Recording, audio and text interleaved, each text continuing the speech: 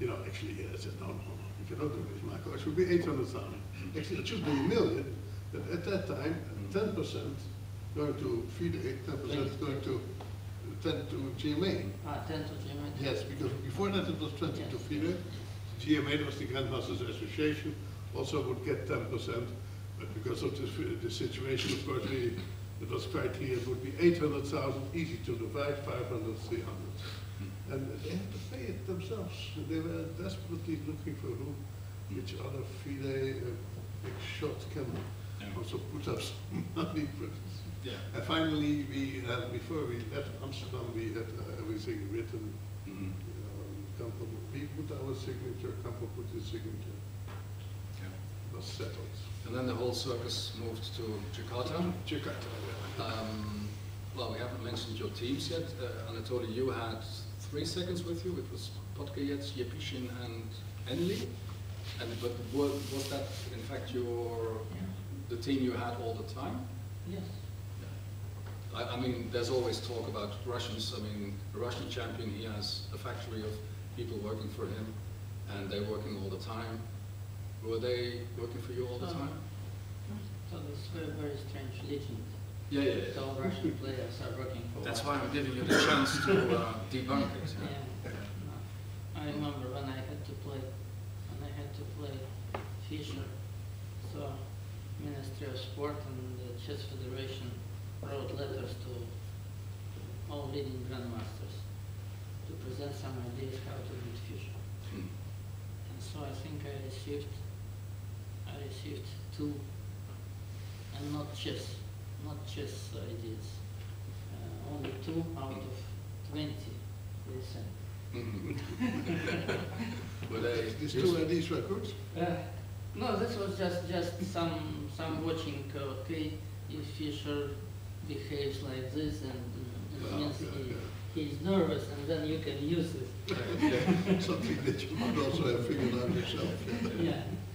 So, but this was in '75 when Chess Federation was strong, and the chess players depended on sport committee and federation. They got salaries. Yeah. But '93 it was already Russia, the Soviet Union. Federation was extremely weak, and nobody. But your team, let's say Podgayets and Yepishin, they were working for you for many occasions. Permanent. Yeah. And Henley, he joined you for matches? Henley joined me first time. I met him for the first time in World Rapid Chess Championship in Mexico, in 1988. So it was the first time we met.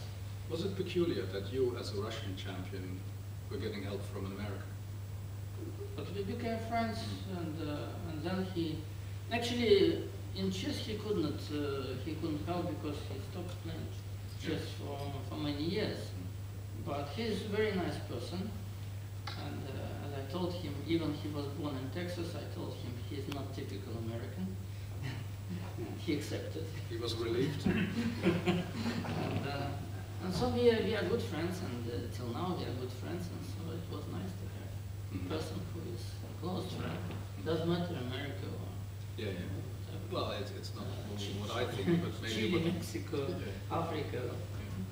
So personal relations, and so he was psychologically positive, and so he's a very nice person. I admire him. Did he take, let's say, what was he dealing with, the management aspects of the match, or? No, actually, he okay, maybe at a higher professional level, he could help. Like Tom is sitting here, Tom Furstenberg. So he helped us in New York because he had a new informatic system, and Fidelity. He was working with Fidelity, yes. And so Tom was giving us some technical help. And so Ron was in the same position. And so but he was part of the team, and so he was in Kalmykia in '96. He was with me. And actually, he was saved twice in his professional life because of chess. In 1989, I invited him to be with me in London, And this was first try. I played a match against Yusupov. And Ron, he is professional broker. He is working on American Stock Exchange. And then just to come to London for 20 days, he should decrease his positions. And in the middle of the match, it was crisis. And then he said, oh, how nice it was that you invited me. Good friend. Yes, yes. And so he survived. Otherwise, he would lose a lot of money. But because of London, he was saved. And then in 1996, in Kalmykia, he was the full time. But he likes chess activities. He likes to give simultaneous exhibitions. He likes to write books. So for this he's good. He even made a book about Elista, my match against Kamsky. And so 1996 he was there. I don't remember. He was in Holland also. He just came to Indonesia. Maybe to Indonesia. In Holland, I don't remember. I don't think so. No, I think he was there. In Holland also? Yeah? Yeah, he was involved in some negotiations. Oh, yeah. Yeah. Well, we shouldn't forget, for those who don't know Ron Henley is a grandmaster, and he's probably the only grandmaster who became a grandmaster in one tournament, because he won this tournament in Indonesia. In Indonesia, yes. Which was 25 or 26 rounds, and that was his... All together with Brown, yeah. Yeah, together with Yeah. Brown. Yeah. Jan, how did you compose your team? Well, I had actually a very good team, yeah. It was the best team I ever had, and we worked very well together. Because you had three of them. Yes, we kept Ulf Andersson already did work before. With Jeroen, I started working in 91 during match against Kochno, and also before the match against Kochno. Yeah. And also I asked Yasser.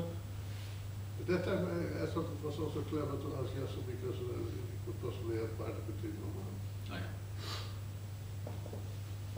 And well, if you look at the openings, They did well. they did well, yeah. Yeah. Were there moments that you were angry with your team when certain openings didn't go the way you wanted to? Or that's not the way you react? I always have some problems. But, so you made good job in analysis?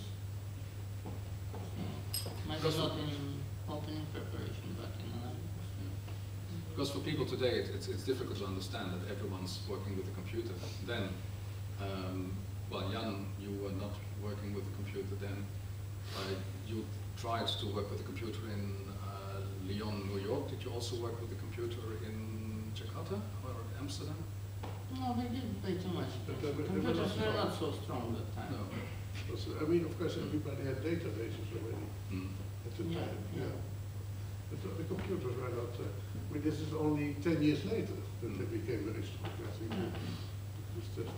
But there were some moments, Tom, weren't there, where the computers, they had something to say, but it was. Well, no, that's the you story. couldn't compare it with the situation now, right? No, that's the story of this endgame that Kasparov beat Anatoly in the 1990s. In Lyon, Yeah, they had some exchange up and you have some sort of fortress.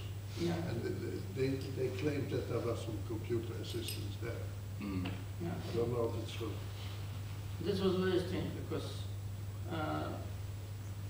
Kasparov got very nervous in that game, and so he was always looking, because it was second day already, and we joined for the third day. And Kasparov was looking on the clock, and he got nervous, he didn't see how to win. And then I didn't understand that moment, I couldn't understand why he got so nervous he could join. But I forgot that first time he joined, he took time already. Everybody understands, yes? Or not? Because now we don't have a join. So, for instance, we should play 5 hours. But we made a number of moves in the first control, and I had extra 20 minutes. I didn't use my time. And so Kasparov sealed the move, and then he took my 20 minutes on his